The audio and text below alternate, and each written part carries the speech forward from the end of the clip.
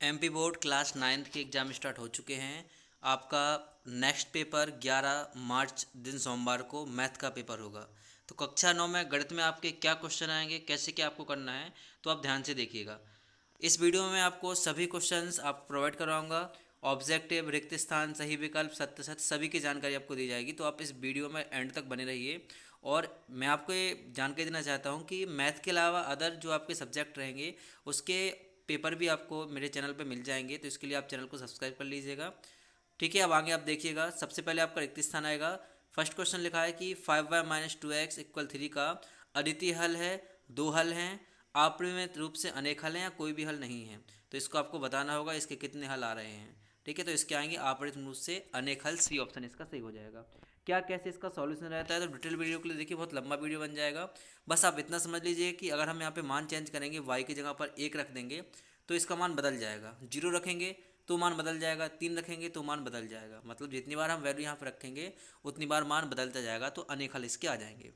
Next है कि Pythagoras प्रमेय कौन से त्रिभुज में लगता है। तो राइट आंसर सभी लोग जानते हैं, समकोण त्रिभुज में। नेक्स्ट है कि दो संख्याओं का योग 25 है और अंतर 5 है, संख्या क्या होगी। तो दो संख्याओं को हम जोड़ते हैं तो 25 कौन सा आएगा, 15 10, और 15 में से 10 माइनस कर देंगे तो आंसर 5 आ जाएगा। फिर लिखा है कि के का मान बताना है जहाँ पर x बराबर 2 और y बराबर 1 रहेगा। तो यहाँ पे x जहाँ पे 2 रखेंगे, 2 दूनी 4 हो जाएगा, और 4 और 3 7 आपका राइट आंसर आ जाएगा। पिरामिड एक ऐसी ठोस आकृति है जिसका आधार नहीं होता है। पिरामिड का जो आधार होता है उस आधार में क्या नहीं होता, तो रेखा कभी नहीं होती है। बहुभुज हो सकता है, त्रिभुज हो सकता है, और वर्ग भी हो सकता है। किसी त्रिभुज के सभी कोणों का मान कितना होता है, त्रिभुज के 180 डिग्री होता है। इसके पश्चात हम देखते हैं, तो आपके इंग्लिश में रहेंगे और हिंदी में हम बात करते हैं। तो रिक्त स्थान आपके देख लीजिए। जब किसी निकाय का कोई हल नहीं होता है तब निकाय कहलाता है। जब निकाय का कोई भी हल नहीं होता है तो उसका निकाय जो रहता है आपका वो कहलाता है अद्वितीय हल, मतलब इसका कोई भी हल नहीं है। नेक्स्ट रहेगा कि गोले का आयतन का सूत्र क्या होता है। तो 4/3 पाई आर क्यूब। एक क्वेश्चन लिखा है कि 7 माइनस 6 है तो इसकी कोटि क्या होगी। कोटि मतलब y का मान, तो -6 लिख देना है। दो चर वाले रैखिक समीकरण का आलेख खाली स्थान एक समीकरण होता है। जिसमें दो चर रहेंगे तो आपका रैखिक समीकरण होगा, केवल आपको रैखिक लिखना है। ठीक है। एक त्रिभुज की तीनों अंतःकोणों का मान तो 180 डिग्री होता है। सम्मुख भुजाओं वाले दो वर्ग क्या होते हैं, तो सम्मुख भुजाओं वाले दो वर्ग हैं वो आयत कहलाते हैं या समरूप होते हैं। तो आप 6 में समरूप कर देना। नेक्स्ट देखिए, सही जोड़ी में आ जाएंगे आपकी a plus under root B, A minus under root B. तो इसका फॉर्मूला है ए स्क्वायर माइनस बी का। ऑप्शन नंबर आपका 4 सही हो जाएगा। एक्स अक्ष क्या होता है, तो एक्स इसमें आपका क्या आएगा, 0 आ जाएगा। वृत्त की सबसे बड़ी जीवा व्यास कहलाती है। हिरोन के सूत्र में एस बराबर क्या होता है, तो ए प्लस बी प्लस सी बाय 2। गोले का आयतन का सूत्र 4/3 पाई आर क्यूब। और सबसे अधिक आने वाला प्रेक्षण क्या कहलाता है, बहुलक कहलाता है।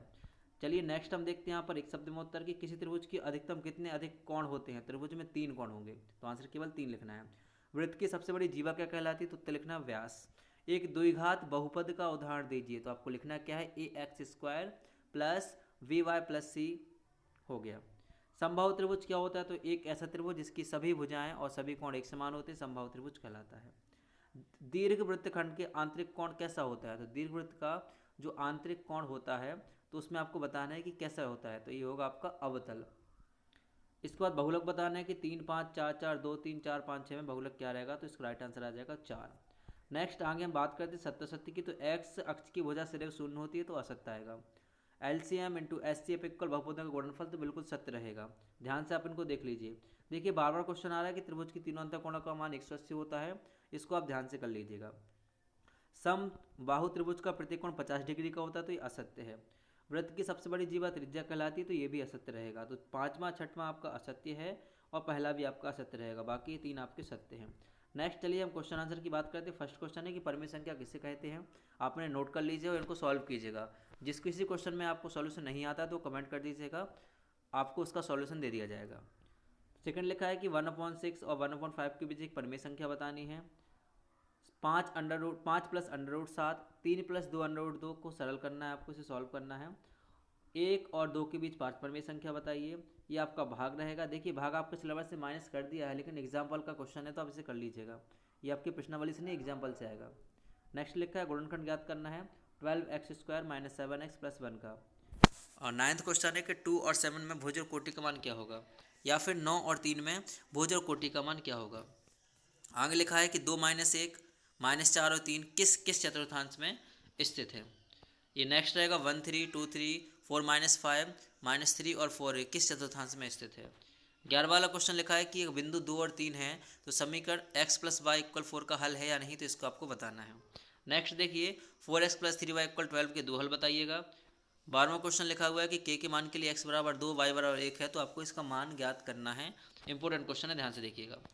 समांतर रेखा क्या होता है इसकी परिभाषा बताइए। लंब रेखा क्या होती है इसकी परिभाषा बताइए। ठीक है, इसके पश्चात आपको सर्वांग समता का नियम लिखना है। ये आपकी पाइथागोरस प्रमेय से क्वेश्चन आएगा त्रिभुज वाले चैप्टर से, और ये अदर आपके इंपॉर्टेंट क्वेश्चन रहेंगे 2 नंबर के। 17वां वाला क्वेश्चन रहेगा कि 14 सेंटीमीटर व्यास वाले गोले का पृष्ठीय क्षेत्रफल निकालिए। 100% इन 2 क्वेश्चन में से कोई क्वेश्चन आएगा, या तो 154 वाला आ जाएगा जिसमें पृष्ठीय क्षेत्रफल रहेगा और आपको त्रिज्या निकालनी होगी। दोनों सेम क्वेश्चन है, आप इन्हें ध्यान से कर लीजिएगा। नेक्स्ट आपको जो लास्ट क्वेश्चन रहेंगे वो ये क्वेश्चन है। देखिए इसके पश्चात आपको मैं बता दूं कि आपका जो चैप्टर है जिसमें 4 नंबर का क्वेश्चन आता है और आपको दंडालेख या आयत चित्र बनाने होते हैं, तो उसका क्वेश्चन मैं आपको यहाँ पे नहीं दे रहा हूँ। आप केवल इतने क्वेश्चन को कीजिएगा। वो क्वेश्चंस इंपॉर्टेंट क्वेश्चंस हैं और वो केवल आपको पर्सनल ग्रुप में मिलते हैं। तो उसमें ऐड होने के लिए आप चैनल को सब्सक्राइब करके अपना मोबाइल नंबर कमेंट कीजिए, तो वहाँ पर आपको प्रिंटेड पेपर मिल जाएगा।